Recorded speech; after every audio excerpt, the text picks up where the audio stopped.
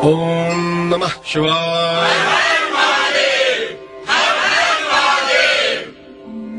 जय शिव शंकर।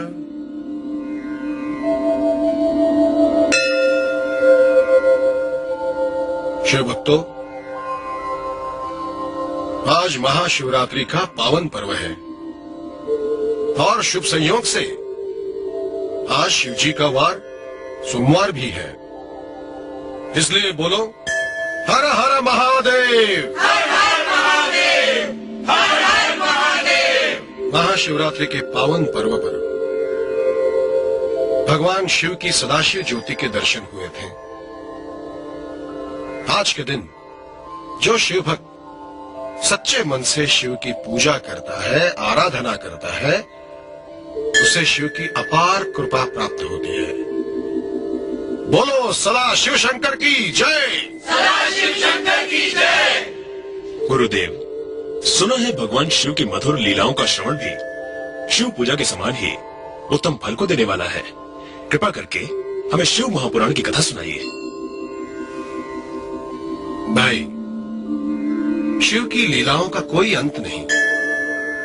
शिव महापुराण में शिव के मुख्य चरित्र की कथा है, परंतु शिव की अनेक लीलाएं हैं जो शिव पुराण के अतिरिक्त अन्य पुराणों, लोक कथाओं और दंत कथाओं में भी पाई जाती हैं।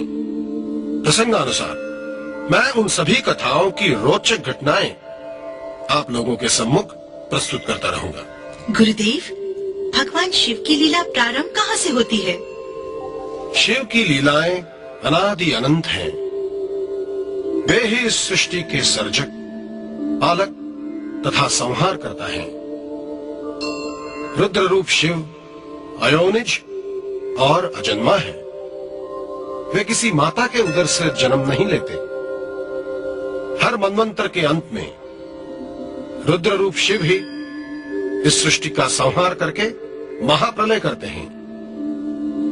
महाप्रलय के पश्चात यह सृष्टि विलीन हो जाती है, शेष रह जाती है प्रलयकर्ता सदाशिव की ज्योति।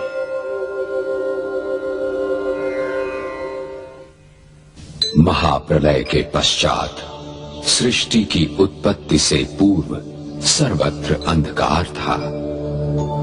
केवल शेष थी सदाशिव की ज्योति। सदाशिव ही निराकार निर्गुण ब्रह्म है।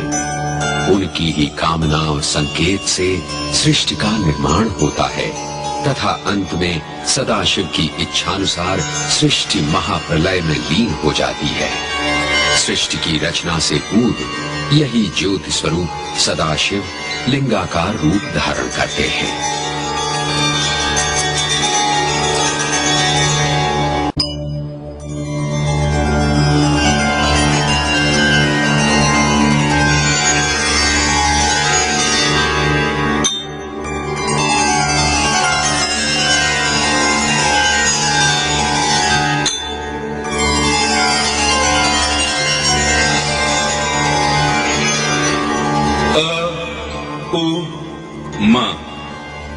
इन तीन अक्षरों द्वारा मैं ही व्यक्त होता हूं। शब्दमय ब्रह्म रूप ओम ही मेरा मूल स्वरूप है। इसी ओम में समस्त ब्रह्मांड समाया हुआ है। बिंदु एवं नाद रूप में निर्गुण हूं तथा प्रणव रूप में मैं सगुण हो जाता हूं। मुझ सदाशिव को प्राप्त करने का एकमात्र साधन ओम ही है। संसार का समस्त ज्ञान विज्ञान मुझ प्रणव रूप में ही समाहित है। यही ओम मेरा सनातन प्रतीक है। शिव के प्रतीक ओम में से सर्वप्रथम चंद्र प्रकट हुआ, जो शिव के मस्तक की शोभा बना। डमरू, जो शिवनाद का सर्जक एवं नटराज शिव का प्रमुख वाद्य है। त्रिशूल, जो संसार की दुष्ट शक्तियों का नाश करने वाला शिव का प्रमुख अस्त्र है। नाग, विषधर नाग शिवकंठ की शोभा बनकर विष प्रभाव का अंत करते हैं। शिव अंगों की शोभा बढ़ाने वाली अक्षमाला शरीर ताप पर नियंत्रण करती है। त्रिपुट ब्रह्मा विष्णु महेश तीनों शक्तियों का प्रतीक शिव के ललाट की शोभा बना।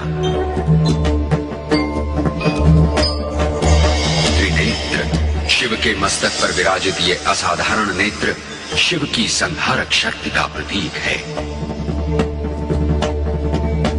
ब्रह्मदेव, अब तुम्हें सृष्टि की रचना करनी है।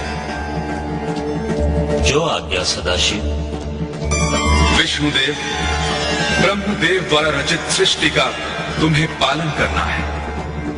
आपकी आज्ञा शिरोधार्य है सदाशिव।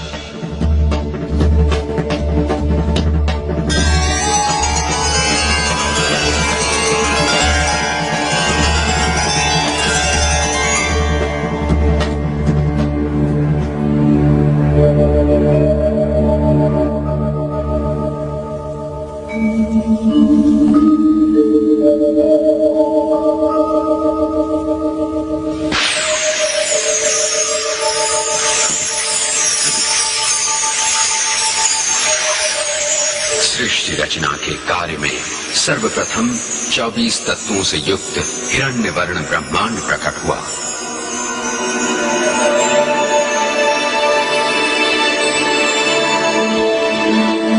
उस ब्रह्मांड में चेतना जागृत करने के लिए भगवान विष्णु उसमें समाहित होकर सर्वत्र व्याप्त हो गए।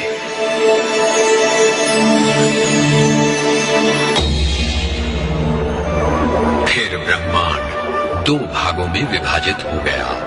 ऊपर आकाश बना, नीचे का भाग जल तथा पृथ्वी बने।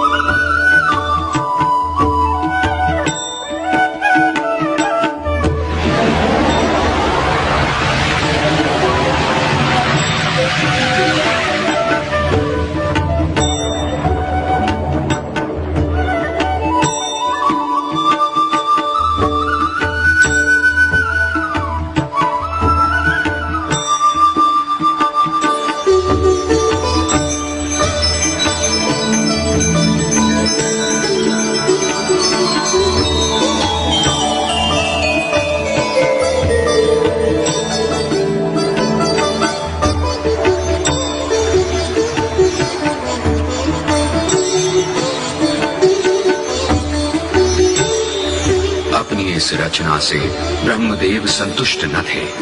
उन्होंने चिंतन किया कि मानस पुत्रों में अब किन्हें उत्पन्न करें जो उनका कार्य सिद्ध कर सकें।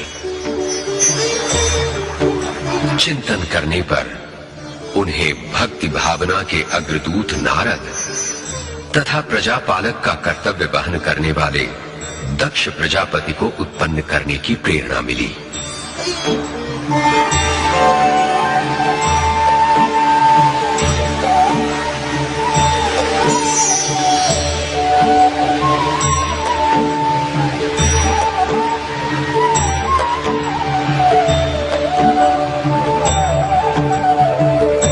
वत्स नारद, तुम भक्ति स्वरूप हो।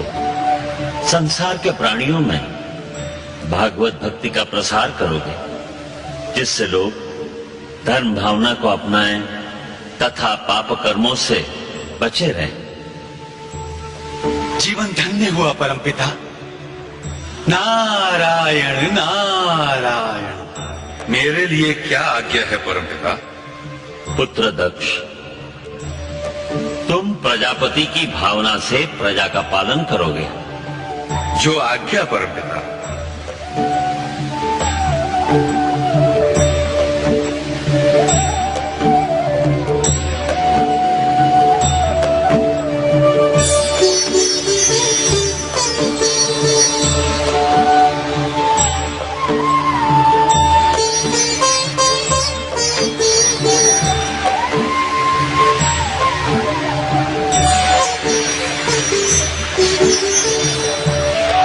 पुष्पधन हुआ कामदेव, तुम नर नारी के बीच सौंदर्य का आकर्षण उत्पन्न करके सृष्टि सृजन की प्रेरणा जगाओगे। जो आज्ञा परमपिता।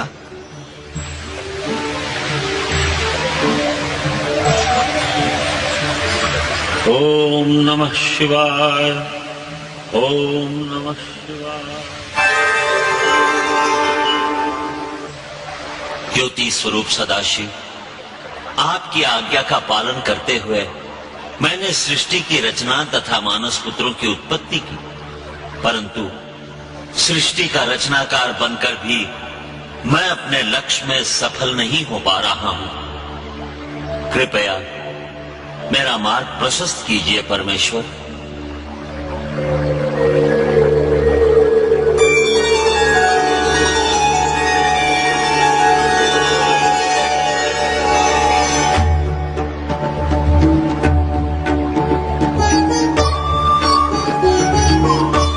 वत्स ब्रह्मा, तुम्हारा मनोरथ पूर्ण हो।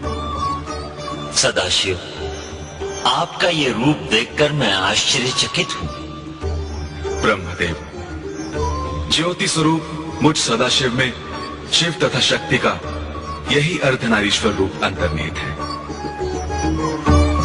प्रकृति और पुरुष की सम्मिलित सत्ता का नाम ही अर्धनारीश्वर शिव है। अर्थात प्रकृति और पुरुष में भेद जाने बिना तुम अपने उद्देश्य में सफल नहीं हो सकते।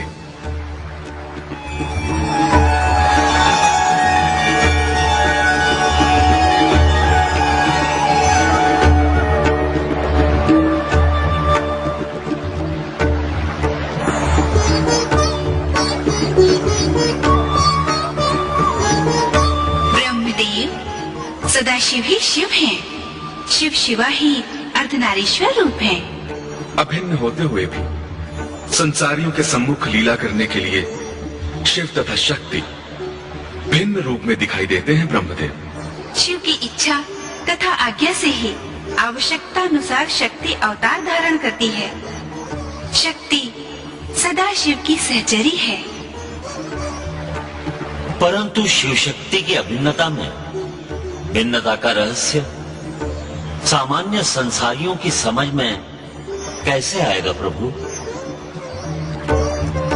वही लीलाएं करने के लिए ही तो हमने आपको सृष्टि रचना तथा विष्णुदेव को सृष्टि पालन का आदेश दिया है। ब्रह्मदेव, तो अब वे लीलाएं प्रारंभ कीजिए सदाशिव। जगतवासियों के कल्याण के लिए सगुण रूप धारण करके धर्म, ज्ञान तथा कर्तव्य का आदर्श प्रस्तुत कीजिए परमेश्वर। ब्रह्मदेव की प्रार्थना स्वीकार कीजिए प्रभु। तथास्तु।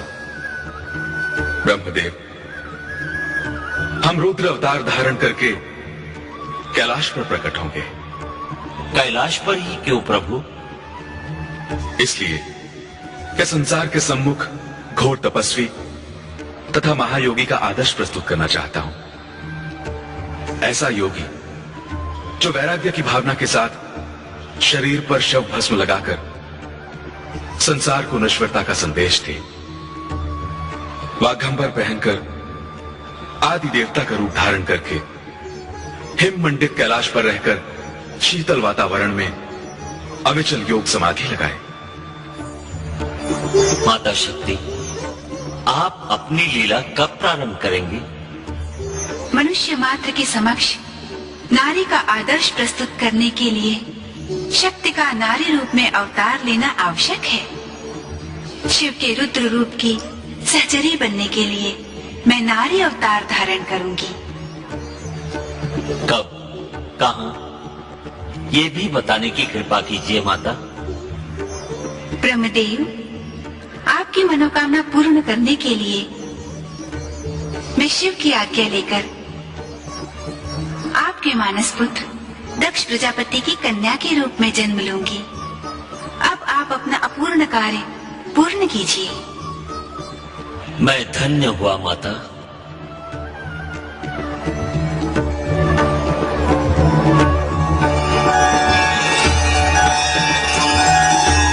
अर्धनारीश्वर में प्रकृति तथा पुरुष के दर्शन करने के पश्चात ब्रह्मदेव प्रेरित हुए प्रजोत्पत्ति कारक नर तथा नारी की उत्पत्ति हेतु